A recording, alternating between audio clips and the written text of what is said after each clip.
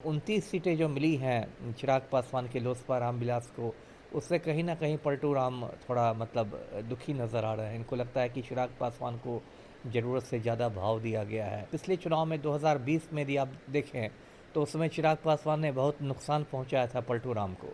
तो दोनों के संबंध कोई बहुत ज़्यादा मधुर है नहीं, भले ही दोनों एनडीए में हों, लेकिन ऐसे कोई बहुत मधुर संबंध नहीं है। चिराग और मांझी जाएंगे तो कहाँ जाएंगे, एनडीए छोड़ेंगे तो उनका मंत्री पद चला जाएगा। उपेंद्र कुशवाहा का भी कोई इतना बड़ा जनाधार नहीं है, काराकाट से बेचारे हार ही गए चुनाव। उपेंद्र कुशवाहा कहाँ जाएंगे? अभी जो उनको 6 सीटें मिली है उसमें वो सोच रहे होंगे कि एक जगह अपनी पत्नी को लड़ा दें, एक जगह से बेटे को लड़ा दें। उधर मांझी जी सोच रहे होंगे कहाँ से समधन को लड़ाएं, कहाँ से साली को लड़ाएं, कहाँ से घरवाली को लड़ाएं। तो देखिए ये एक सिलसिला है, इसमें गाल फलौवल मान मनोवल, गाल फलौवल मान मनोवल, ये सब चलता रहेगा। नीतीश कुमार आ जाते हैं तेजस्वी के साथ तो क्या होगा, कोई फायदा होगा? फ़ायदा किसको होगा? तेजस्वी अपने पैर कुल्हाड़ी मार लेंगे, क्योंकि अभी जो पलटू राम के प्रति जो लोगों का गुस्सा है ना, जब उसके साथ ही हो जाएंगे तो अपने पैर कुल्हाड़ी मार लेंगे। बिहार का चुनाव एकदम मार धाड़ और एक्शन से भरपूर है, इसका मनोरंजन कीजिए, इसका मजा लीजिए। जब जब आपको लगता है कि आप बिहार को समझ गए, तब बिहार आपको बहुत बड़ा झटका देता है। बिहार की राजनीति का जो पारा है इस समय बहुत हाई है। लालू यादव जो है टिकट बांट रहे थे, उन्होंने जो है लिफाफा दिया था सबको, वो वापस ले लिया है। उधर नीतीश कुमार जो है वो भी मीटिंग कर रहे थे कल देर रात को। ऐसी खबरें चल रही है कि चाचा भतीजा जो है साथ आ सकते हैं। हमारे साथ पूर्व आईपीएस अमिताभ दास सर हैं, बहुत बहुत स्वागत है सर आपका। जी धन्यवाद आपका, थैंक यू। पहला सवाल होगा, चाचा भतीजा साथ आ सकते हैं? अब राजनीति में तो सब कुछ संभव है, पलटू राम ही हैं, तो चाचा भतीजा ने पहले भी कई बार साथ में सरकारें बनाई हैं और आगे भी आ सकते हैं। राजनीति तो इसी का दूसरा नाम है, यहाँ समीकरण बदलते बिगड़ते रहते हैं। लेकिन अभी मुझे नहीं लगता कि चाचा भतीजा साथ आएंगे, इसकी संभावना मुझे बहुत कम लगती है। अभी इसकी संभावना ज़्यादा है, देखिए कल जो एनडीए में आई थी सीटों की बात, उसमें आया था कि भाजपा और जदयू दोनों को 101 सीटें मिल रही हैं और उसके बाद 29 सीटें चिराग पासवान के लोजपा रामविलास को मिल रही हैं और 6 सीटें मिल रही हैं हम और राष्ट्रीय लोक मोर्चा को। उसके बाद ये था कि एक संयुक्त संवाददाता सम्मेलन होगा एनडीए का और उसमें ये ऐलान किया जाएगा, लेकिन उसके बाद अंतिम समय में वो जो संवाददाता सम्मेलन था वो रद्द हो गया। तो इसका मतलब कि कुछ अंदर में खींचतान चल रही है और कल शाम से वो मामला और गर्म हो गया है। ये कहा जा रहा है कि जो संजय झा हैं, जो जदयू के कार्यकारी अध्यक्ष हैं, उनको पलटू राम ने बुला के कुछ फटकारा है। उसके बाद बहुत तरीके की खबरें आ रही हैं। एक खबर आ रही है कि सम्राट चौधरी तारापुर से चुनाव लड़ने जा रहे हैं, जो उप मुख्यमंत्री हैं, जबकि तारापुर की सीट जो है बंटवारे में वो भाजपा के खाते में नहीं गई है। तो इस तरह की बहुत सारी सीटें हैं। जो उपेंद्र कुशवाहा ने एक पोस्ट किया था, उसमें लिखा था कि मेरे कार्यकर्ताओं को बहुत निराशा हुई होगी, बहुत लोगों के घर में आज चूल्हा नहीं जलेगा वगैरह वगैरह। और जो 6 सीटें मिली है उसमें उपेंद्र कुशवाहा अपनी जो उनकी पत्नी है स्नेहलता, उसको भी उतारना चाह रहे हैं।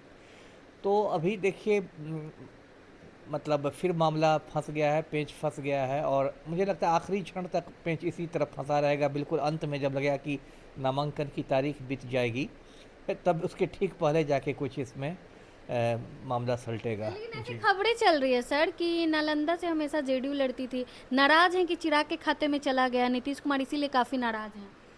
वो तो है ही। देखिए नालंदा तो पलटू राम का गृह जिला है, होम डिस्ट्रिक्ट है, पलटू राम उसको अपने जागीर की तरह समझते हैं, तो ये नाराज़गी होगी। और पिछले चुनाव में 2020 में यदि आप देखें तो उसमें चिराग पासवान ने बहुत नुकसान पहुंचाया था पलटू राम को। तो दोनों के संबंध कोई बहुत ज़्यादा मधुर है नहीं, भले ही दोनों एनडीए में हों, लेकिन ऐसे कोई बहुत मधुर संबंध नहीं है। और 29 सीटें जो मिली हैं चिराग पासवान के लोजपा रामविलास को, उससे कहीं ना कहीं पलटू राम थोड़ा दुखी नज़र आ रहे हैं। इनको लगता है कि चिराग पासवान को ज़रूरत से ज़्यादा भाव दिया गया है, ज़्यादा उनके खाते में मलाई चली गई है। तो ये सब को लेकर होगा। अभी देखिए दोनों पक्ष में हो रहा है। इधर महागठबंधन में थोड़ा जो है क्या कहते हैं, मुकेश सहनी जो हैं उनके तेवर बिचीचे दिखाई देते हैं। फिर चर्चा हो रही है कि आईपी गुप्ता की पार्टी महागठबंधन में शामिल हुई। कहा जा रहा है कि कांग्रेस अपने कोटे से उसको 2-3 सीटें दे सकती है आईपी गुप्ता की पार्टी से। अभी बिहार में एक तीसरे चौथे मोर्चे की कवायद शुरू हो गई है कि पारस की जो पार्टी है, पशुपति कुमार पारस की पार्टी, तेज प्रताप की जो पार्टी है और ओवैसी की जो पार्टी है, ये एक अलग मोर्चा बना सकती हैं।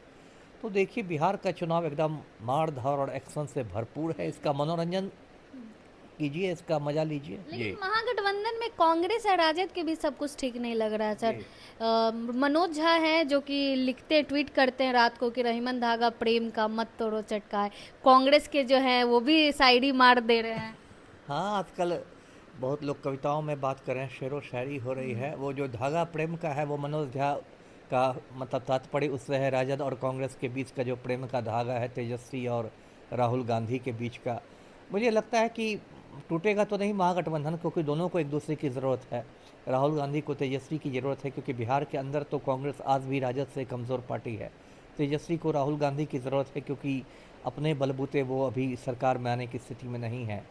तो देखिए ये एक सिलसिला है, इसमें गाल फलौवल मान मनोवल, गाल फलौवल मान मनोवल, ये सब चलता रहेगा और ये हर बार चुनाव में होता है। मुझे तो जितने चुनाव याद हैं सब में थोड़ी बहुत खींचातानी होती है, लेकिन अंत तक आते आते सब लोग अपनी अपनी मजबूरी समझते हैं और फिर सब ठीक हो जाता है। जी कल देर रात को जो है पार्टी के राजद के पार्टी के विधायकों को सिंबल मिल रहा था सर, टिकट मिल रहा था, फिर वापस जो है उनको बुला के सिंबल वापस ले लिया जाता है। क्या लग रहा है, क्या हो रहा है? अब पता नहीं, ये भी तो थोड़ा नौटंकी हो गई। इससे तो पार्टी की विश्वसनीयता ख़त्म होती है ना।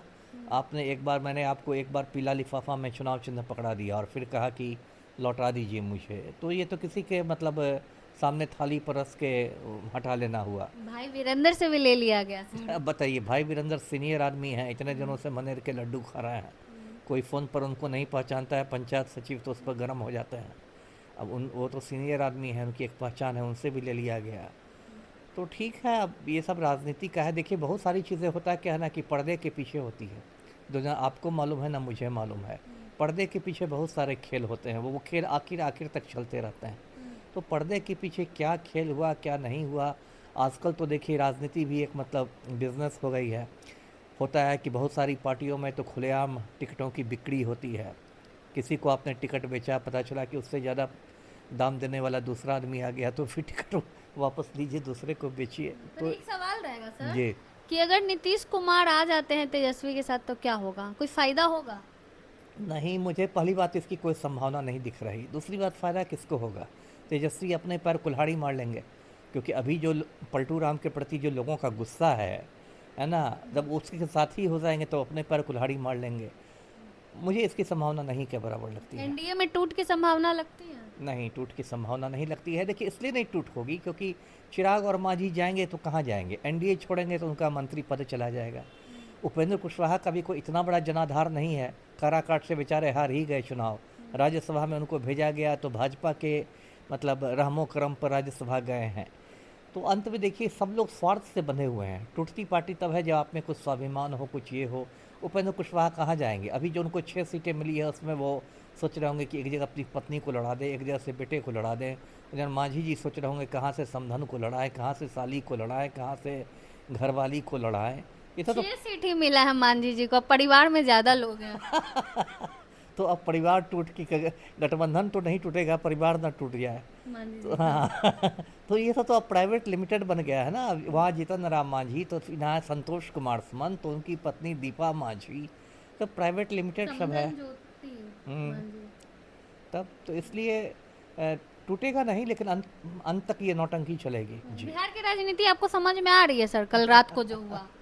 अब बिहार की राजनीति तो हमेशा इस तरह की रही है, जो कि थोड़ा समझना कठिन होता है। आखिर तक कुछ नौटंकी हो जाती है, लेकिन ये पूरे देश की राजनीति का कमोबेश यही हाल है। पूरे देश की जो राजनीति हो गई है वो राजनीति कम हो गई है, बिजनेस ज़्यादा हो गया है, सौदेबाजी ज़्यादा हो गई है। आम आदमी के हित से किसी को मतलब नहीं है, सब लोग अपनी अपनी रोटी सेंक रहे हैं। ये दुर्भाग्य है देश का। जी बहुत बहुत धन्यवाद सर। हमारे साथ पूर्व आईपीएस अमिताभ दास सर है। इनका कहना है कि ना एनडीए टूटेगा ना इंडिया टूटेगा, ऐसा चलते रहता है। बाकी दोनों जो है मजबूती के साथ चुनाव लड़ेंगे और अगर तेजस्वी यादव नीतीश कुमार को साथ लाते हैं तो अपने पैर पे कुल्हाड़ी मारेंगे। बाकी अब क्या को सोचते हैं अपनी राय कमेंट बॉक्स में ज़रूर दें। धन्यवाद।